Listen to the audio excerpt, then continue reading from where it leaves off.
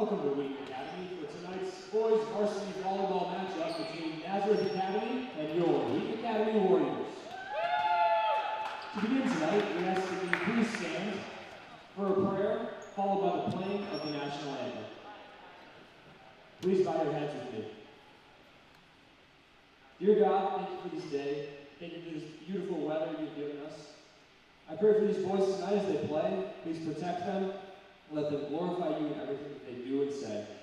Thank you for sending your Son to die for us and giving us the opportunity of eternal life with you. In Jesus' name, amen.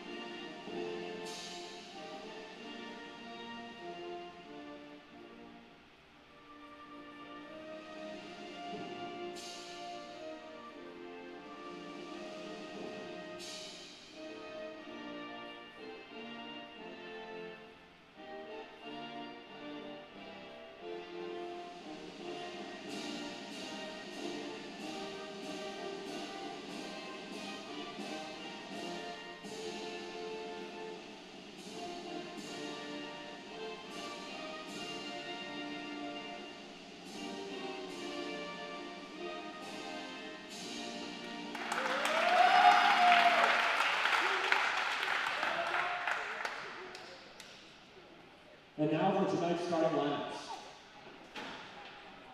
First from Nazareth. Number 3, Kyle Pinkley. Number 4, Mitch Cannon.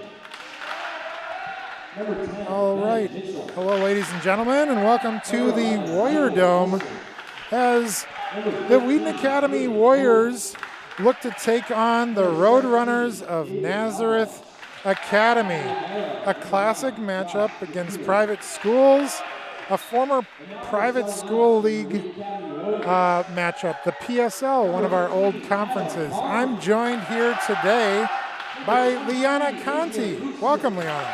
Hello. So basically, there's been a past history between Nazareth and Wheaton Academy, especially this season, with them going 2-3 sets, starting off a little bit slow in the first set, and then at the end going 23-25 winning. So this will be an interesting game. Previous history always plays a part in these games, right? I mean, you always, if you're the losing team, you want revenge. If you're the winning team, you want to prove yourself right.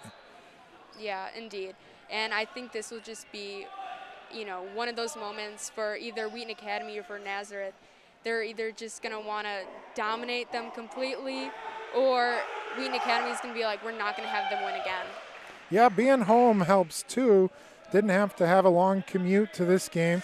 Let's just talk about starting lineups here for a second. On the front line for Wheaton Academy, you're going to see Matt Ellison, number 33, number 31, Charlie Andrews, number 18, Adam Barman.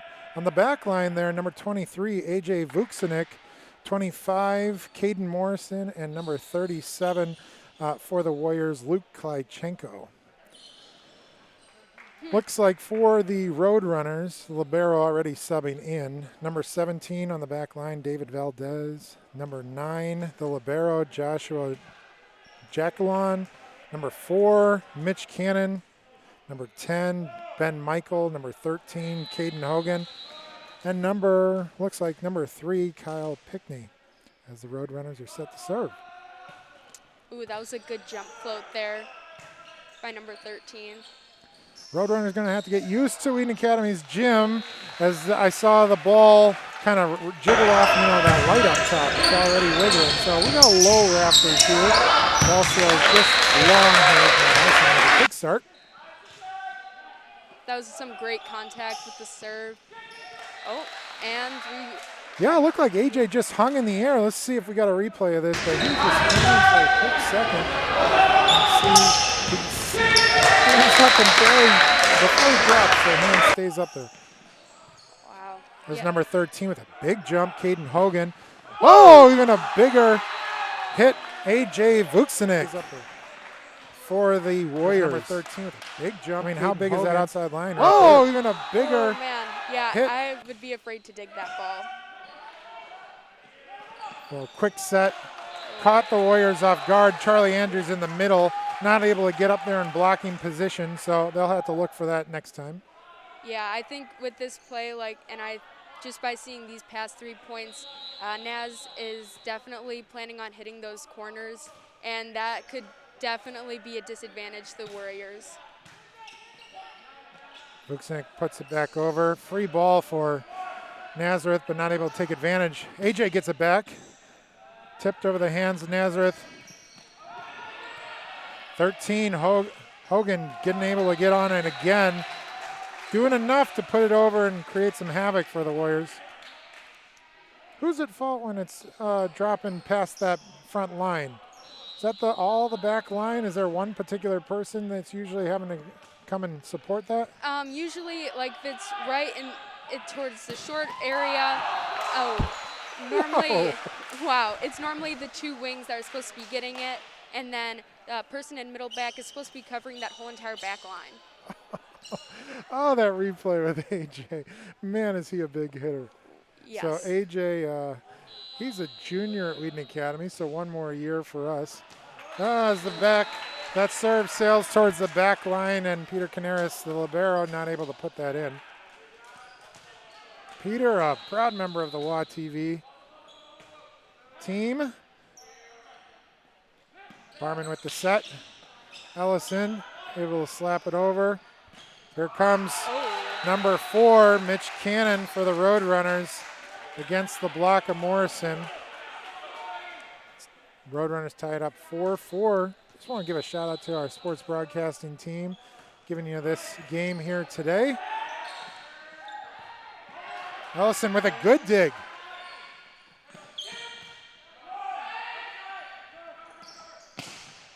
Touch.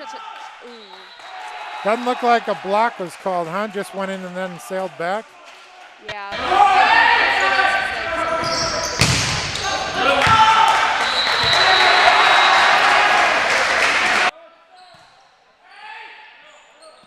There's Barman with a quick set. Off the face, number 4, a lift is going to be called. Mitch Cannon. Warriors 5-5. Barman with a serve.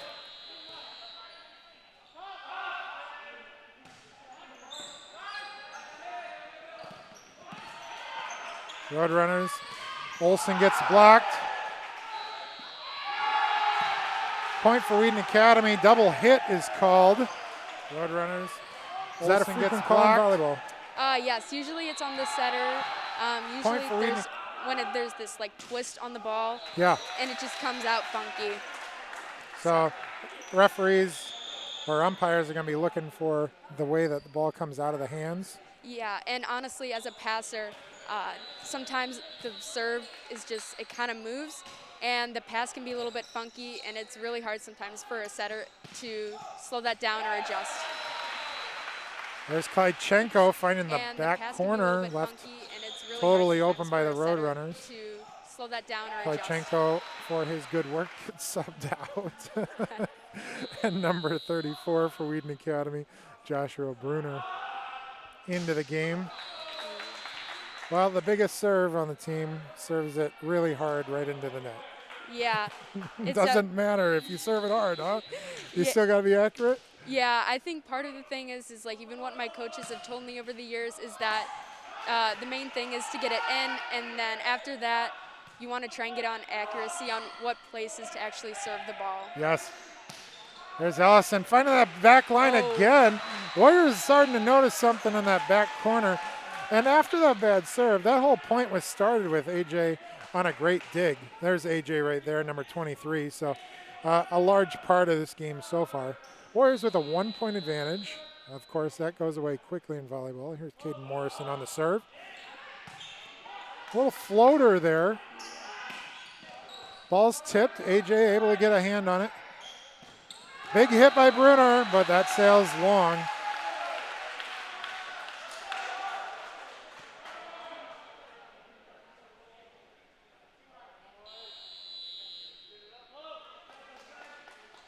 Well, it looks like maybe that ball was tipped. They called that out. So Caden with 2 quick points. It's a nice little run for Wheaton Academy. Indeed. I think part of either what Coach Dunlap or Coach Nichols is telling Mr. Morrison to serve is usually in between the seams. That's usually like in between the players. Yep. And generally speaking, with liberos, they're specifically back row players.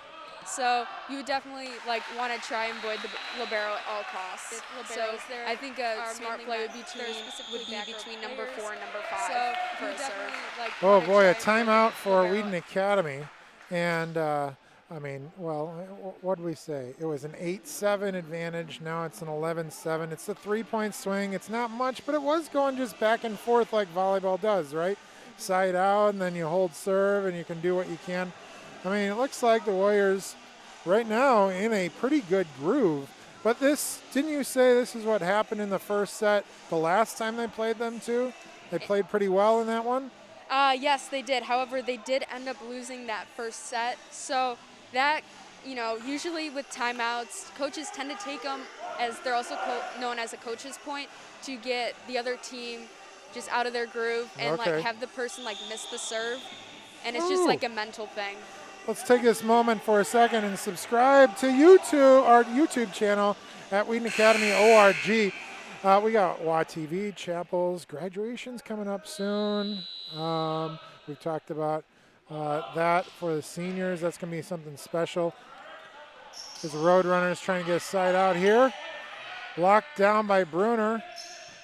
Barman too close to call on the sideline. Had to save it. Nice soft little touch. Roadrunners with something in the back line, so free ball for Wheaton Academy. Let's see if they can get it. Woo! Big hit by Charlie Andrews. That gets the libero Peter Camaris off the bench on that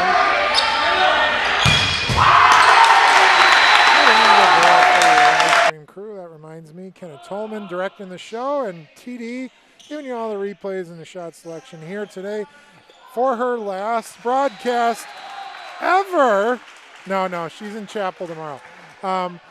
But athletically, that would be Rachel Cobb. Rachel and Kenna both got a ridiculously amazing trophy in the mail today for their work as National Student Production Award winners for a broadcast we did early last year. Roadrunners, find Charlie Andrews' hands, and he wasn't able to, I'm sure you're, as a front line, you're just putting your hands up trying to touch it, but in that case, when it's one hand, the ball can go anywhere, right? You want to try and keep them together as much as possible? Yes.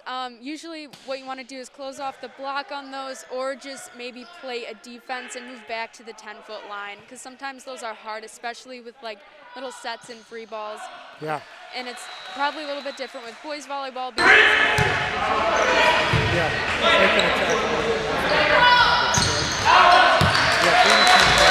So he spent his time on the front line. Now he's out and in as right back in place. It would be Klydchenko.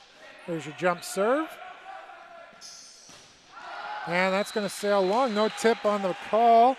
So 14-9 Wheaton Academy. Here's your jump serve. Our camera operators for the day. And that's going to sail long. No tip on the call. Liam and Robert. Robert, in our sports broadcasting class, doesn't have to be here, but now is a volunteer. Has earned all his credits for showing up. That's a big hit there by the Roadrunners, number 10, Ben Michael, a junior, showing that strength and ups. But talk to us about the coaches for a second. You mentioned Coach Nichols and Dunlap. Are those coaches that are also on the girls' side of the program? Yes, both Coach Dunlap and Coach Nichols coach the girls volleyball varsity team. They also help out every once in a while with girls JV and freshmen. So yeah, I've also had the pleasure of having Miss Dunlap as a history teacher as well. Oh yeah. So. Ellison not able to get the dig, went underneath the net. So Roadrunners with a point, 14-11. Well. Yeah. So you think as Allison not able duo to get the dig. on both the girls and the guys. Do you think their strategy overlaps both ways? You know, are they the same type of coach on this guys program as they are on the girls? I think sometimes they're a little bit stricter with the guys because they want them to do better. And I think, honestly, Coach Dunlap and Coach Nichols, they're just the perfect yin and yang. And so, like, while one is yelling, one of them is like, okay, keep it down. Yeah. Like, so they're just perfect. And I would say, and so besides like the discipline aspect, I think otherwise they're like the same. You saw number 13 there, Caden Hogan, his kind of set return went outside. So it's called out. Big hit by AJ. Libero in the right place and couldn't do anything. Watch this big wind up by AJ. Big swing. Big hit by AJ. Libero hits him in the chest. I can't imagine getting ready to take that shot. Oh, easy point for Wheaton Academy that time. And those are the points that Nazareth doesn't want anything to do with, right? Yeah, I think honestly with those, you just have to be like, I'm just going to try and get this. I know it's hard at times, but yeah, you just really got to stay on your feet. Matt Allison's look was like, okay, I'll take it after that shot. You know, he's not aiming for the net, right? You know, he's trying to get it close, drop it right over it, but yeah, it looks like they're going for the three, which is right in the middle center in the front. And honestly, since they really don't have, since I believe they're running a 5-1, that's like a completely open area, positions 2 and 3. So somewhere in between there would be a great shot. he's trying to get it close, drop it right over it, but yeah, it looks like they're going for the three, which is right in the middle. so thank you for joining us, of course. Today, Wheaton Academy has lots of ways for you to follow on Wheaton Academies, but for us, we call ourselves WA TV, and on Twitter and Instagram, you can follow us at The Real WA TV. That's going to give you some updates, some behind-the-scenes looks, anything that we've got going that we can give you a little extra that's not found on YouTube. Of course, on YouTube, while you're here, feel free to subscribe. Also, leave comments in the chat about where you're watching from, who you're cheering for. Nazareth fans, if you want to subscribe too, you never know what kind of Wheaton Academy scouting you can do prior to that game. We offer all the different sports, a live stream here or there. Here's Matt Ellison looking to serve again. Klitschenko quick on the move. Warriors put up a free ball though. Nazareth with an attack, not too hard. They have been most successful with that quick set.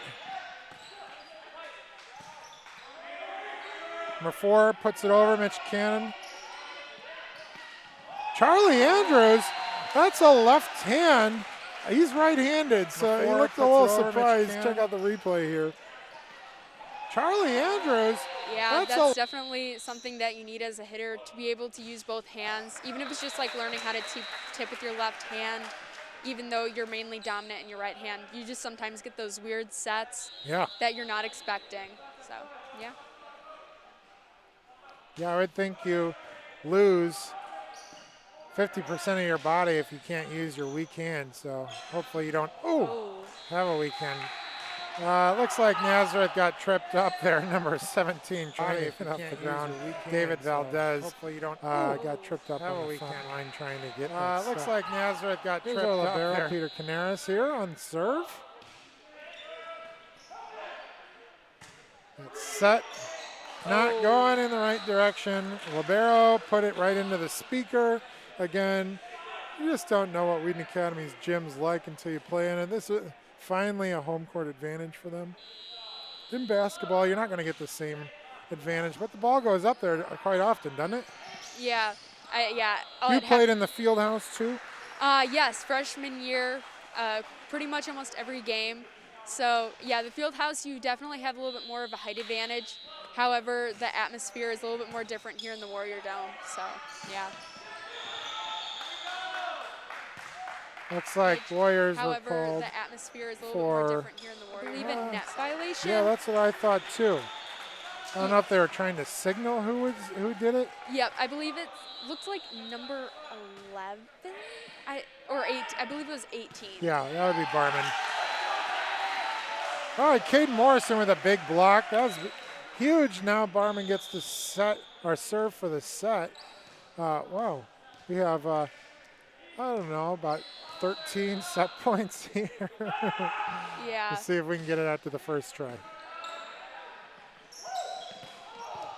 Libero, Peter Canaris digs. Back to AJ. Oh boy, when you see that swing and release, there's not much you can do. Yeah, all you have to do is try and Peter follow the Canaris ball digs. and hit your corners. Back to AJ. Wherever you are on the court, Oh, especially boy. to the wings. You really need to focus on hitting those lines because those who like play club and everything, they are specifically trained to hit those lines. And very rarely do they not go where they're supposed to be. AJ did a great job of not just hitting it onto the other side, but really directing that left or right? So I'm assuming he's doing two things at once. He's jumping, getting ready to attack, but then he's also looking at where that block's coming from. Yeah, and especially like he doesn't have to worry about it as much with his height. But one of the things that when you're shorter you have to consider is always going around that setter and the block. So you have to be really cautious about that.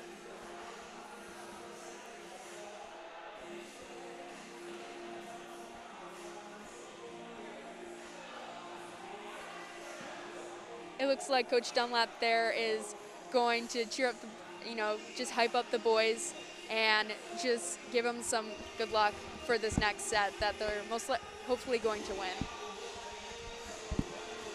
Well, Warriors, of course, are very happy that they got the first set. Mm-hmm. Volleyball is so weird because if you win the first but lose the second, you've almost lost all the momentum for the third. So if you're going to win one, you'd prefer to win the second. But of course, you want to win the first because then it's over if you win the second, right? Yes, yeah, it's definitely coaches, especially like Miss Dunlap and Coach Nichols have said, like, volleyball is 10% skill and 90% like mental, because if you get in your head like the first set or even just at the beginning of the game and start off slow, and if you're not in the mindset, you aren't going to be able to get that pass set or even that hit. So it's definitely a crucial part of the game is mental. I would assume lots of sports are, but you're right in terms of you just have to return focus. And you not only have to return like your singular focus, but you have to work cohesively with the other 5 people on that side of the net.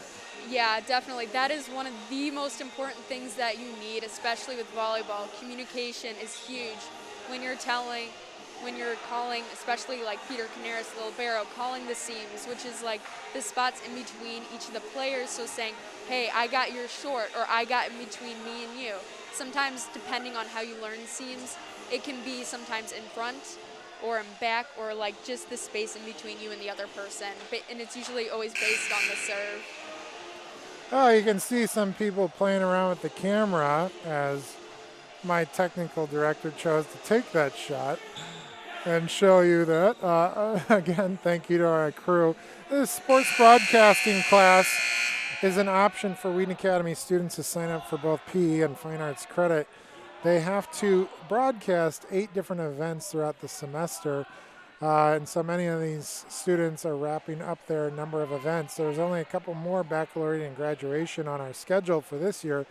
We've broadcast a lot of different sports in a short amount of time because of COVID. Yeah, I'm actually taking that class next semester, so I'm super excited for it. All right, you get to earn credit for doing what you're doing right now. Yeah. And I appreciate you because, of course, you're signed up as a volunteer in not only this, but in chapel. And our live stream team needs volunteers as much as the people that are also getting the credit. Yeah, I'm just super excited to be able. It also counts as potentially a PE credit, Yeah. which is weird as a volleyball player. You'd think you want to take a strength class, but I just love this kind of environment. Wow, that was an amazing kill by AJ. This is a show. I have not seen a player of his magnitude play, and I'm wondering why I haven't been into more of these boys volleyball games. He's awesome. Yes, I believe he said a couple weeks ago that his team for club is like #2 in the United States. So he definitely is with some amazing players and getting some amazing exposure. 10, number 10, Ben Michael, was able to get a great dig, but you saw that Caden Morrison replay. You have AJ's huge attack, and then you have Caden Morrison's, who's almost all the way down on mistiming his jump, and it still scores a point. Warriors with a 3-1 advantage.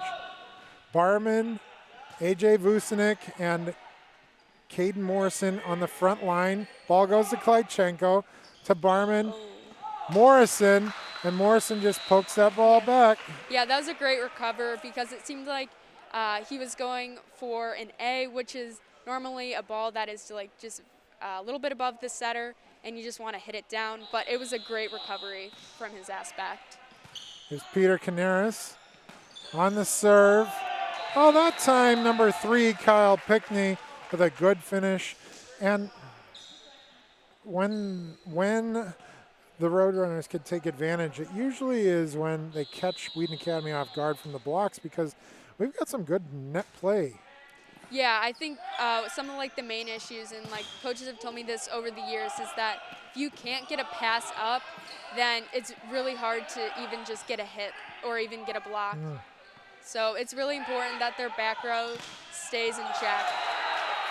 A lot of great play on both teams that time for that point. Caden Morrison with a big wind up, but blocked right at the net and down for Nazareth. So a little comeback, 2 points in a row here for Nazareth. Down 3-4 and down a set. And AJ Vucinic puts it away. You know, really good work setting him up for the right position too. We haven't said that enough. Of course he can jump out of the gym, but he's getting the ball at the right spot. Yeah, and that's all to the setter number 18 who's serving right now. He basically helps control the whole entire game. If he gets a pass, and he has to know whether to, one of the sets is either a shoot or a 1. Looks like AJ's playing outside, so you know he kind of has to tell what ball he wants, and it takes time and communication to know which ball is best. And it looks like the Warriors just got a point, I believe number 4 on Nazareth. I think they called it 4 hits, because Morrison looked like he blocked it, but it just went from the net over to the other side. So Nazareth had played that 3rd hit but it was actually their 4th. Yeah, those are very complicated sometimes, because sometimes refs call a touch, sometimes they don't, because honestly it's a hard job to do, to focus on every aspect of if someone's going over the line in the front row or in the back row while serving. So yeah. Good defense by the Roadrunners there. The number 10 from the back line had to go for an attack. Ben Michael, as you can see, that ball kind of goes out wide towards our camera and out of bounds. There's a timeout again. 8-3, Wheaton Academy with a strong advantage here in this second set so far. The JV team, boy, that was quite a comeback at the end. They were down double set point. And came back and won, I think, 26-24, or maybe the opposite, 27-25, whatever, but that was awesome. I get a little nervous in those second sets because, the third set, there's a difference in this game being ready to air 30 minutes beforehand or whatever. Yeah. Take a look at the graphic. That's the National Student Production Award that we won from the National Academy of Television Arts and Sciences. The same group that gives out Emmy Awards is the one that gave out that award. We've been talking about it all year round, but that's because how many times do you actually win an Emmy Award? My gosh, that was an amazing moment for us this year when we found that out. Barman to the libero. Libero was not able to handle it. Barman gets the ball back. And Josh Bruner coming up a little short. Looked like number 3, Pickney, came in and maybe got that block at the end. Let's see on the replay. Yep. There was a really nice roll shot there. It's a classic of when you see a block and you can't, you're going to hit it right into the block, and it's just one of those things where it just slows down the play, and you can actually, it's more of a shorter shot, and it throws usually your wings off a little bit.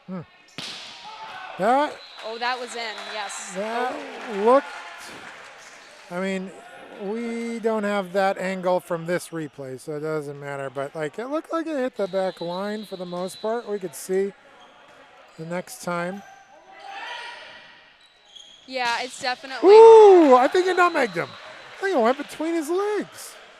Oof. Ooh. I mean, he's in the right place, and he still can't react. It's like a fastball in baseball where it just kind of, you're looking behind. Yeah, for those, you just really have to make sure to get in your ready position and just try and move, without moving your platform. So, yeah. So, what we mentioned that Wheaton Academy in the last 8 games has won 7 of those. Who was their loss to a couple of games ago? I believe their loss was to. It was not Nazareth.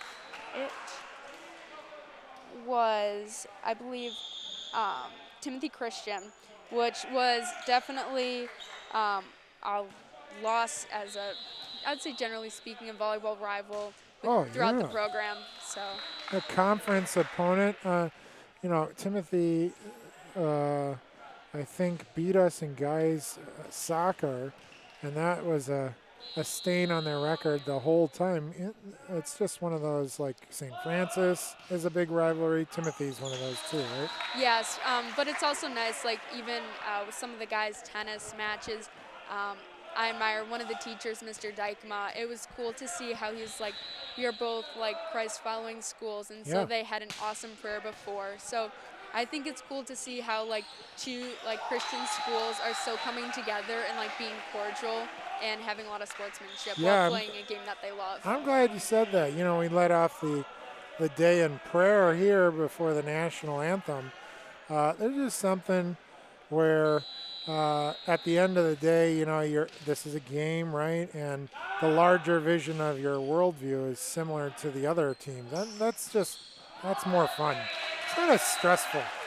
Yeah, I think it's also nice to see though, like how even you may be per se your rival, but at the end of the day, you're still like Christ followers, and you guys are still like brothers and sisters, or in this case, brothers, and still, you know, glorifying God. Yeah, I see Nazareth has a cross in the back of their uniform. They're a Catholic school, Nazareth Academy, which is interesting because Nazareth Academy does not have Nazareth Catholic Academy. Wheaton Christian, we used to be Wheaton Christian High School. We are now Wheaton Academy. And yet both of us profess to that Christian worldview, and I'm pretty sure they have chapels too. They used to be a dorm school a while ago. Did you know that? Wouldn't that be crazy to be like living on campus? Yeah, it honestly would. I could never imagine like leaving like my mom and dad. Yeah. But I think it would also like give you some like freedom of learning some of those life skills. Well, AJ sails the ball long that time. I think he was anticipating a block, maybe wound up a little bigger. So number 4 for the Roadrunners, Mitch Cannon, set to serve again. He's making a little bit of run for his team, and that run is stopped quickly. I mean, you have to serve it to the right spot, but you have to serve it in. Yeah, that is definitely a hard thing when serving.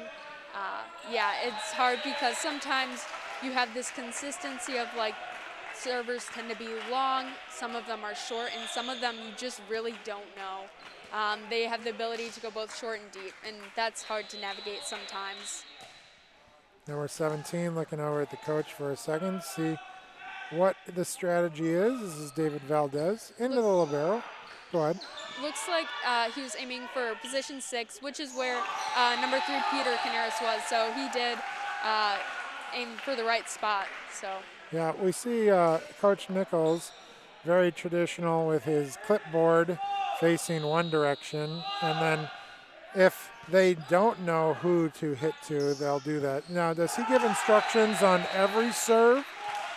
Usually it depends on the server and like how much experience they have, or if they're consistent with serving to certain positions.